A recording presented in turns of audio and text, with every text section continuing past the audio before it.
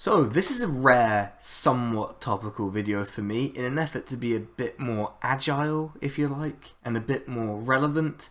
I'm going to make an effort to make videos like this where I just react to a thing that's been happening. Kind of like that Owen Jones video I did, but with a bit less scripting and a lot fewer Santa hats. Also, it might help me out with a bit of writer's block I've been having, because to be honest, this is kind of adjacent in a sort of thematic sense to one of my scripts, so maybe just talking will help me out. I also, at the top of this video, want to be very, very clear, as I was in that Owen Jones video, that this is not a beef video. But I am going to have to mention some content creators, some of whom have a degree of platform.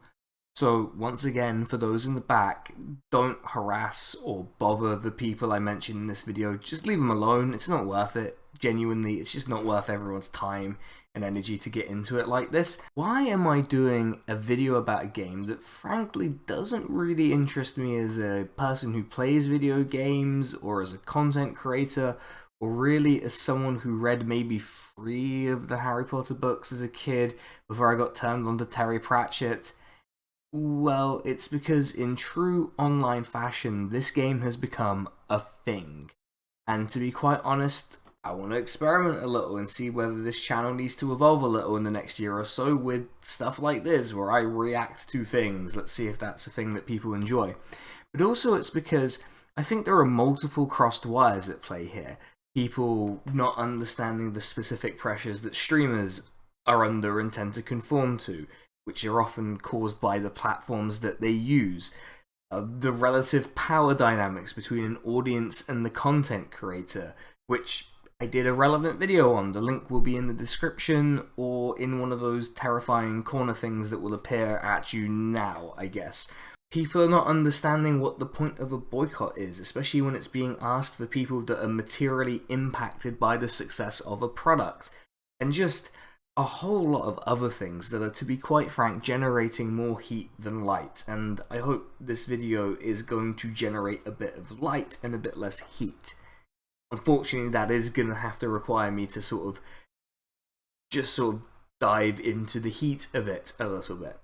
So what I'm going to try and do is put all of this into some kind of context, go over some of the things that people are getting wrong about the game, and whether you should play it, and whether there are any lessons we can learn from this. So what's been going on? Well, a new video game has been released, and it looks like quite a mediocre action-ish, RPG-ish game with magic. Now, normally this kind of game would be released, it'd get pretty decent reviews probably, and because that's probably the truth of it, is that the game is probably fine as a game.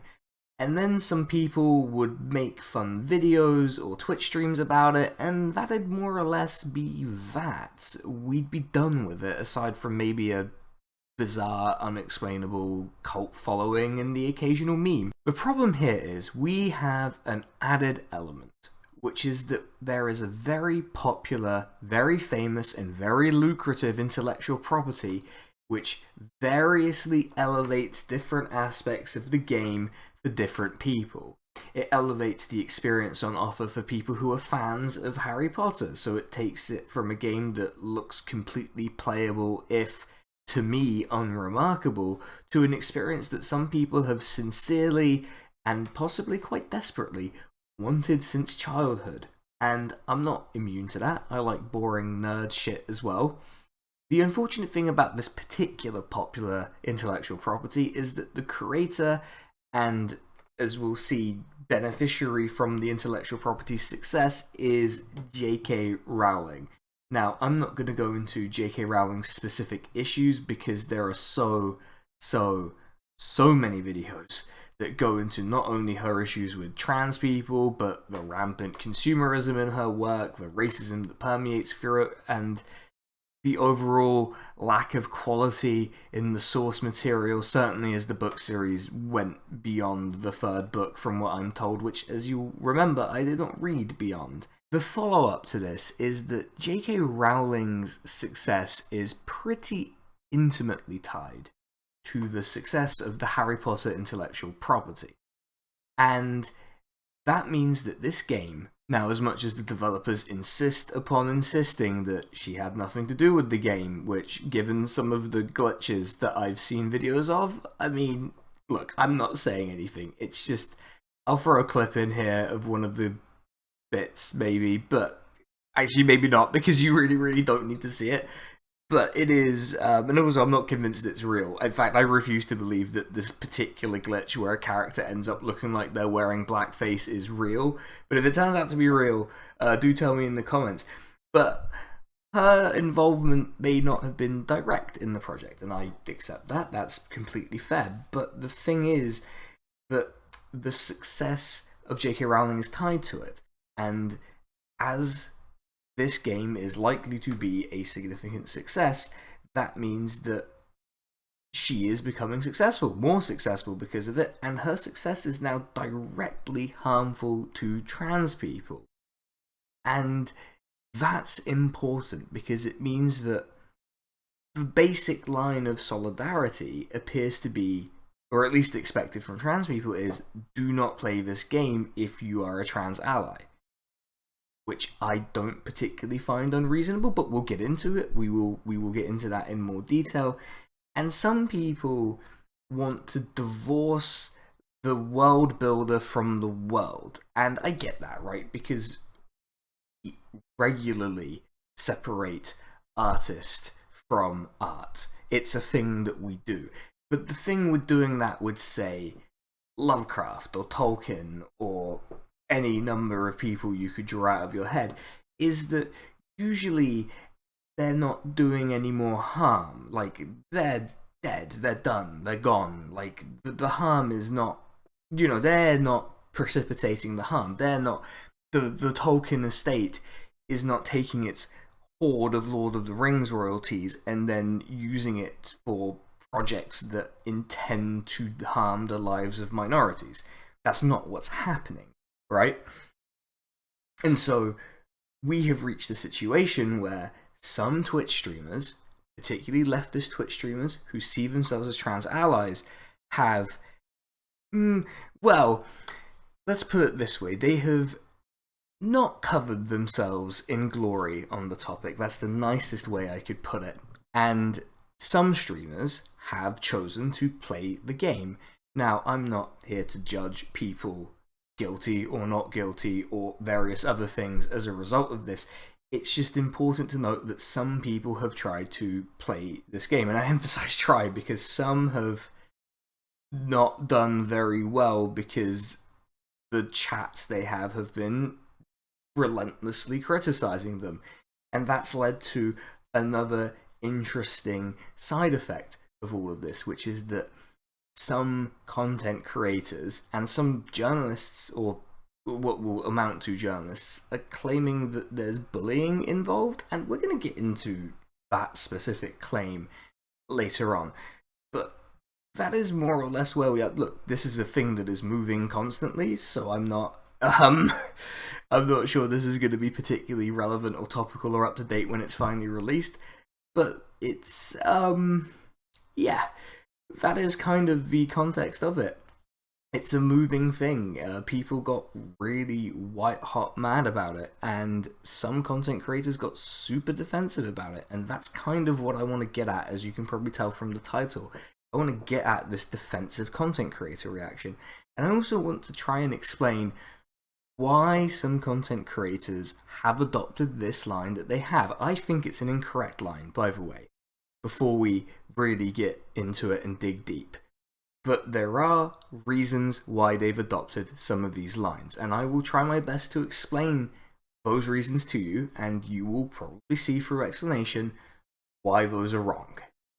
So, once the demand for a boycott was made by trans people, what happened? Well, one of the things that I remember was this terribly incorrect meme involving Omni-Man from Invincible. Now, that's a great show, but, and also, to be fair, I do think Omni-Man would make this mistake because it was probably not his area of expertise in the slightest, where they try to justify their purchase of the game through the idea that there is no ethical consumption under capitalism, which is true, by the way. That is true, that there is no ethical consumption under capitalism. But what it's not is it's not a license to do as you like. I say that in my last video, which is on parasocial relationships. It is not a license to do as you wish. And that meme is hilariously incorrect. Like, actually so wildly incorrect that I almost feel like it's a waste of our time to actually talk about how it's incorrect. But I'm going to for a little bit, which is that no ethical consumption refers to things that you need to do to survive. You know, like for example, the production of food in a lot of the Imperial Core is an inherently exploitative relationship between the people who, you know, farm the food and the people who make the profit from it. That's the fact. But you need food to live, so you have to buy food. It's not negotiable. But what you don't need to do to live is buy an absurd video game about a fictional wizard. It's not. I am unaware. Personally, I am unaware of any thing that requires that to live. If I'm wrong, you can tell me.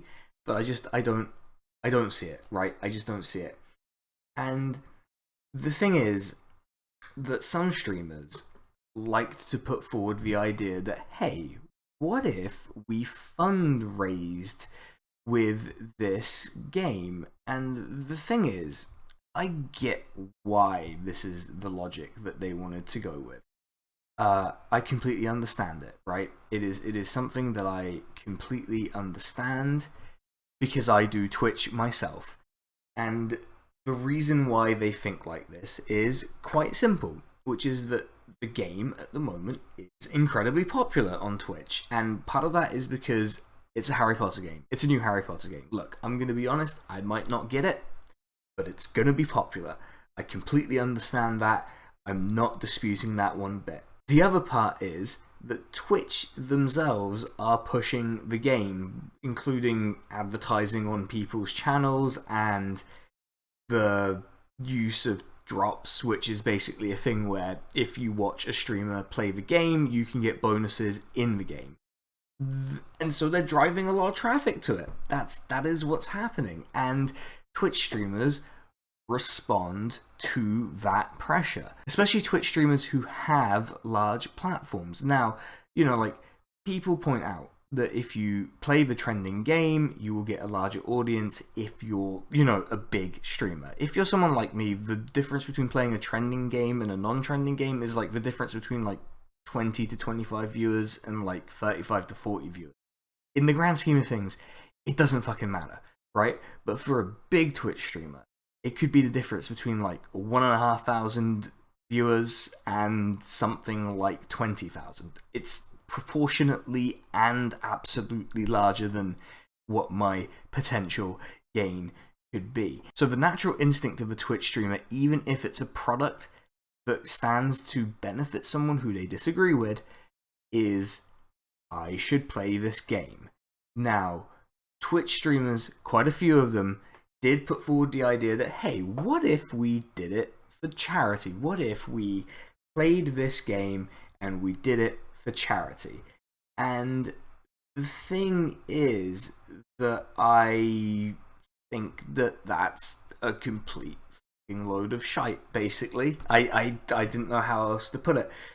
And in fact, you see the subject of many a recent drama, Keffals, point out that, you know, from her point of view, that it's embarrassing that people decide to bully Hasan over it. Now, I don't think that Hasan was bullied, even though he himself uses this word, and I've seen this word used in reporting about people's reaction to streamers playing the game. But the thing is that, you know, you don't need to play this game. And I get that there is also the Keffals response of, why can't you play any other game? This is literally the biggest game of the year, and the amount of people you would bring in would drive donations, which, again, is a logical position for a Twitch streamer to take.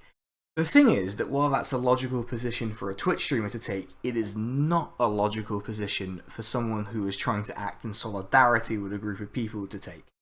Let's just take an example, right?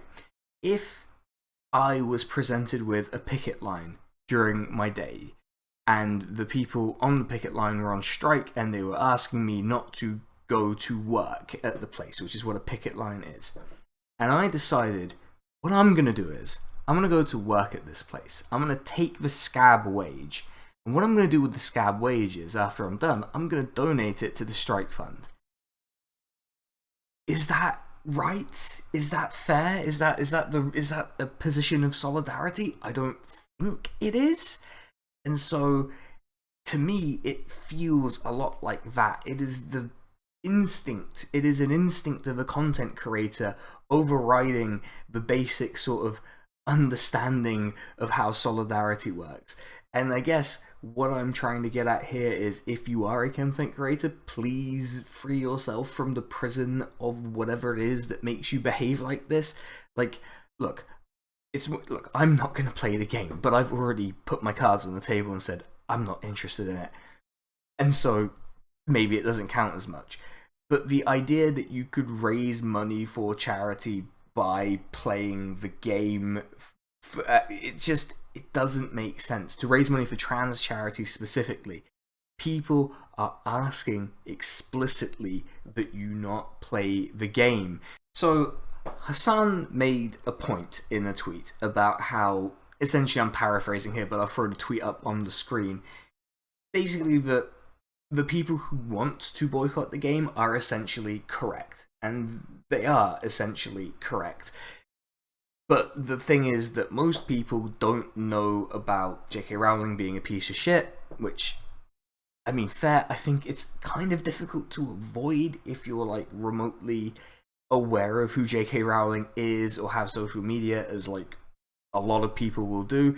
But I accept that a significant portion of people might not know that. And he even says, and I'm again paraphrasing, so the tweet, if the tweets come up and I say something completely wrong, you can feel free to scream at me in the comments. But that people just don't care and they want to go to Hogwarts. And I get that. But the ask is not being made of the general public, if you like. It would be one thing if they said, we need to do a generalized boycott of this game, because that would require significant amounts of organizing and an understanding of what the aim of the boycott would be, which would presumably be to show the people who would make projects that would go on to benefit J.K. Rowling by making the Harry Potter IP more lucrative, that there isn't money there. But the ask has actually been directed at people who consider themselves trans allies. Now, ideally you would want that to be the general public, but it's not. And I think a lot of this ask has been made of content creators and Twitch streamers, and the fact that they've barely managed to not do it in some cases is a bit worrying. And this leads on quite nicely to the sort of broad point that brought me to this topic, which is the idea that content creators are being bullied for playing this game. Which, if that sounds absurd to you, it's because it is. It is absurd. Before we continue, it's just occurred to me during the recording that I need to make a point, which is that a lot of people have been trawling through the game's content itself to find things to condemn it for. You know, like, I mentioned the blackface glitch, but I do believe that's a glitch. At least I kind of hope it is. And people have looked at the narrative and all of the other stuff for ways to condemn it. And I'm not denying that, like, it's bad.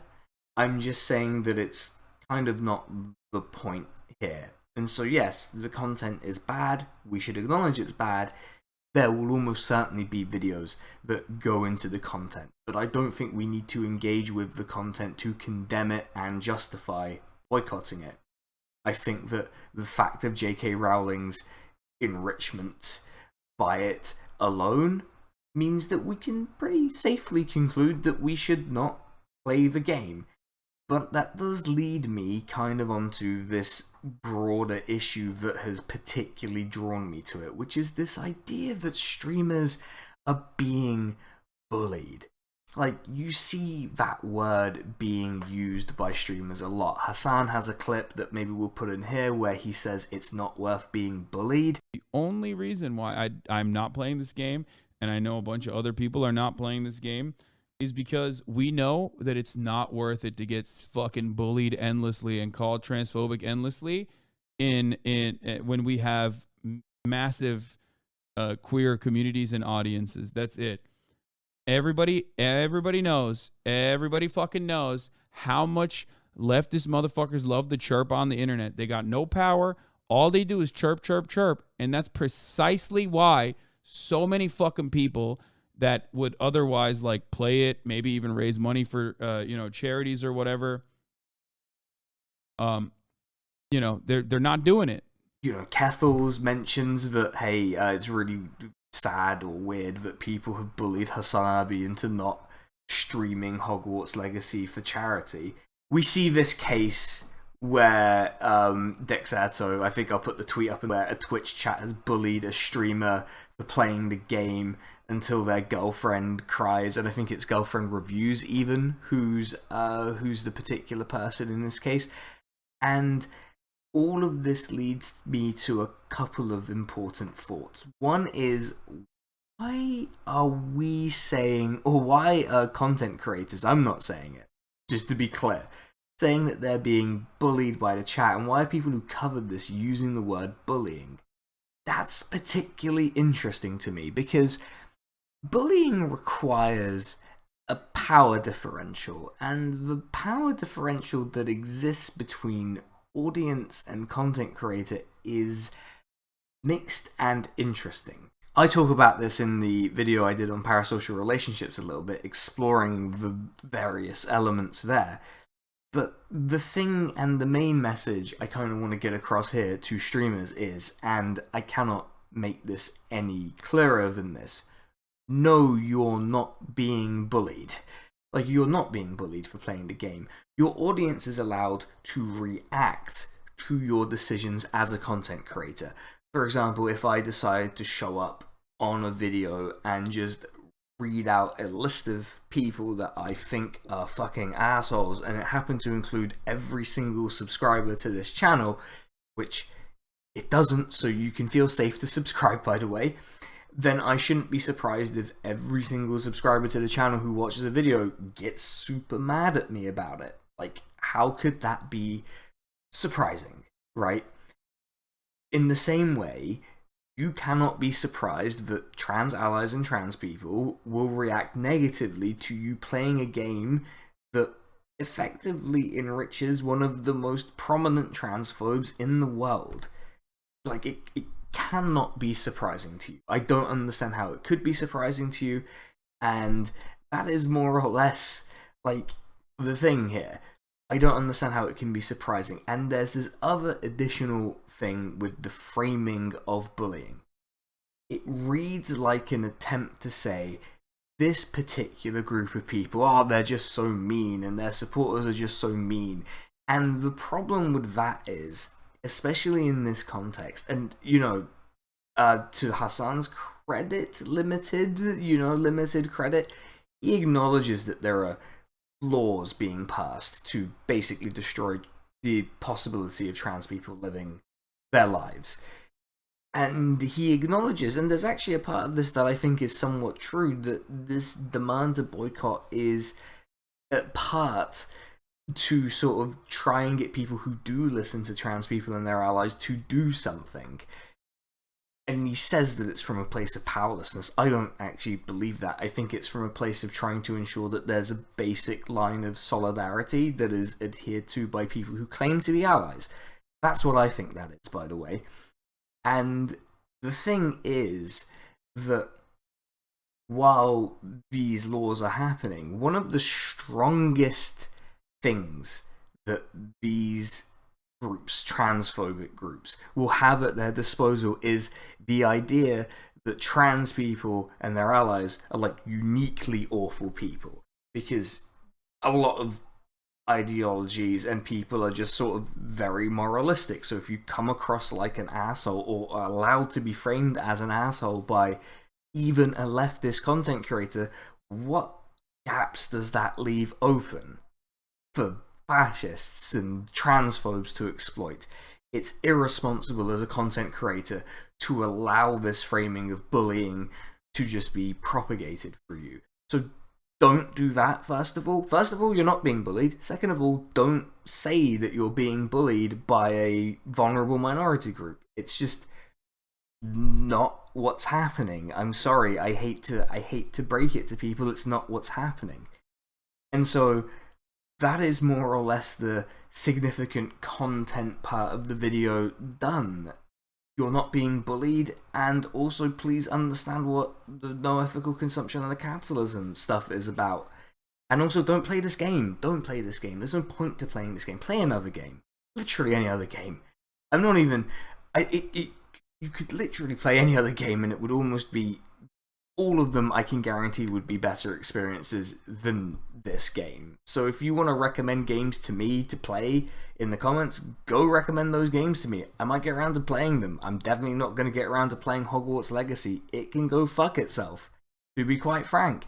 It might be, you could tell me it was the greatest gaming experience in the history of gaming, and I would have less than no interest in it. So with that, I'm going to say that's the content significant part of the video. We're going to move to the bit where I do all of the obligatory, boring content creator stuff. So, everyone, if I seemed a bit tired and a bit scatterbrained, that's because I was working from a lighter script than usual, and I'm recording this quite late at night for me.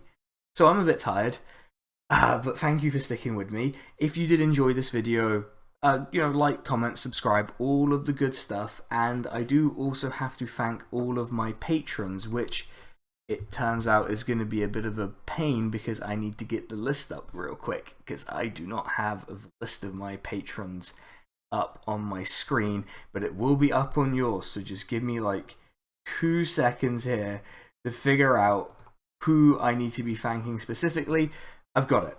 I figured it out, everyone. I figured out who I need to be thanking specifically. I want to thank Drone Riff, Mercutio, John N, Kersley Scheider, and SMD as the top tier subscribers. If you would like to be thanked, or just be on the list of subscribers, or get the videos a bit early and see some of the scripts I do behind the scenes, then the Patreon will be down in the description.